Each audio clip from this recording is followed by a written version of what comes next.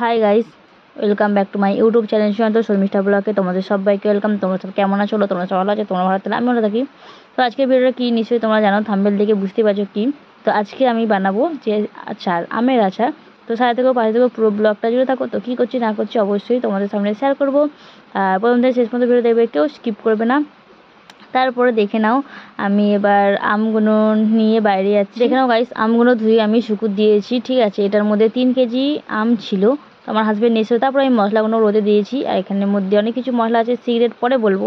তারপরে গুড় নিয়ে এসেছি 2.5 কেজি। ঠিক আছে, এতটা গুড় লাগবে না, আবার বেশি করে নিয়ে আসা হয়েছে যেহেতু এখানে আমাদের পাওয়া যায় না, মগরা থেকে নিয়ে আসতে হয়, ওই জন্য একটু বেশি করে গুড়টা নিয়ে আসা হয়েছে। আর কড়ার মধ্যে রাখা ছিল। আর দেখে নাও গাইস, আমি আমগুলো কেটে রেখেছি, তাই ভাবলাম তোমাদের সাথে শেয়ার করো। তার মধ্যে এর মধ্যে নুন আর হলুদ দিয়ে রোদে শুকোতে দেবো। তারপরে দেখে নাও গাইস, আস্তে আস্তে এবার আমি মশলা ভাজবো। তো চলো পাশে থাকো, সাথে থাকো, পুরো ভিডিও জুড়ে থাকো। দেখো না, প্রথমে লঙ্কাটা কুচিয়ে ভেজে নিলাম শুকনো খোলায়।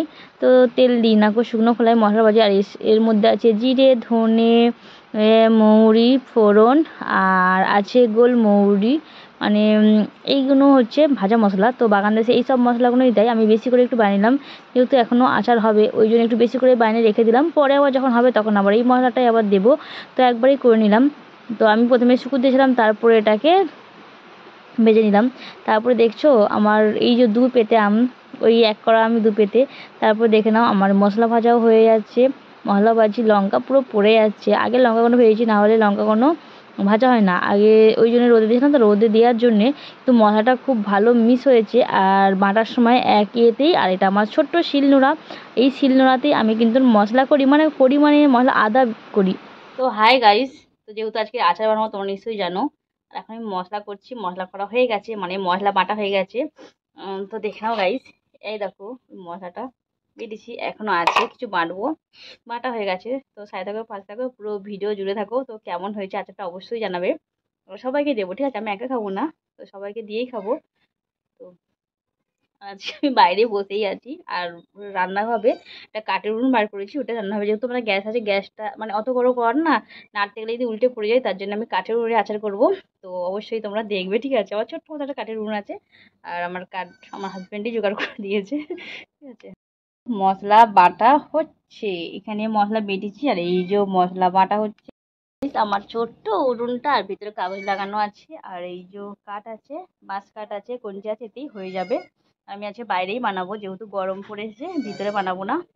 তারপরে দেখে নাও গাইস, আমি লঙ্কা ফোড়ন তেল দিয়ে আমগুলো ভাজছি, তখন আর ভিডিও করা হয়নি, তোমাদের সাথে শেয়ার করা হয়নি। আর উনুনটা আমার খুব জ্বলছে, হু হু করে জ্বলছে। আর আমি মানে বাইরে, মানে উঠোনের মধ্যেই চাপিয়েছি, যেহেতু দেরি হবে। আর এই মানে এত বড় করা, এত আম যদি গ্যাসের উনুনে করতে না, উল্টে পড়ে যাবে, ঠিক আছে। সেই জন্য আমি বাইরে নিয়ে এসে সাঁড়াশি নিয়ে ধরে।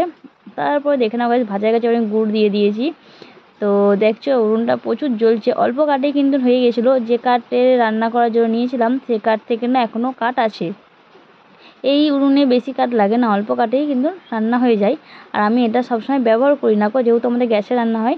আর আমি না যখন গ্যাস শেষ হয়ে যায় তখনই আমি একমাত্র রান্না করি সকালবেলা। আবার যখন বিকেলে গ্যাস শেষ হয়ে যায় তখন আমি আমার গ্যাসেই রান্না করি।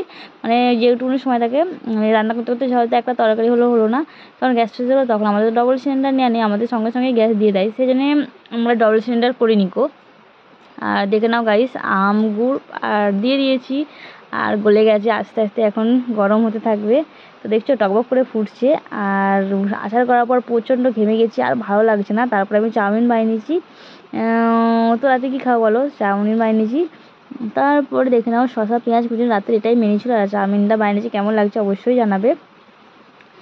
আর খিদে পেয়ে গেছিলো, যেহেতু ভাত ছিল, আর বেশি কিছু বানাইনি গো, আমি চাউমিনটাই খেয়ে নিয়েছি রাতে। আর দেখে নাও গাইস, আচারের কালারটা কেমন হয়েছে, মশলার আচার। তো রোদে দিয়েছিলাম, তো ভিডিওটা কেমন হয়েছে বলবে, অবশ্যই জানাবে। ভিডিওটা বেশি তো ভালো না, এখানেই শেষ করবো। ভালো লাগলে লাইক কমেন্ট শেয়ার করে পাশে থাকবে। আর দেখে নাও গাইস, আমাদের এখানে কিন্তু বৃষ্টি হচ্ছে আজকে, তো আমি এটা তুললাম। তো সবাইকে গুড ইভিনিং, চলো টাটা বাই বন্ধুরা, সবাই ভালো থেকো, সুস্থ থেকো, সাবধানে থেকো।